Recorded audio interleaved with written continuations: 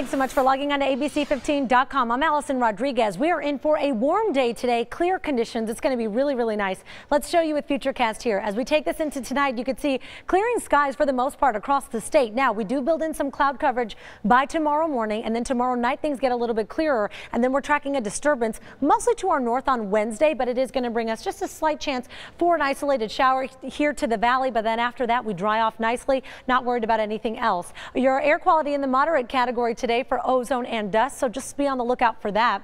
Here's a look at how all the temperatures are going to break down hour by hour. Really pleasant as you get into the morning here. As we get into the afternoon, I should say, you can see things are going to be clear, warmer. We're talking 80s for a good chunk of the day. Maybe you're heading out to Glendale to root on the Cards. They are taking on the Cowboys today, and at kickoff 5:30, you can expect temperatures to be at 87 degrees. First half will stay in the mid 80s. As we get to that second half of the game, you can expect upper 70s to low 80s later on tonight out there. So here's a look at your valley highs for today. Well below average, which is 97 degrees. You can see most of us will be topping out in the upper 80s today. 88 in Mesa, 89 in Tempe, 89 in Glendale and Peoria, as well as Levine. So let's talk about your next 7 days quickly here. You see we start to warm back up after this. Now your overnight lows are still staying a little bit on the cool side, so that'll be good.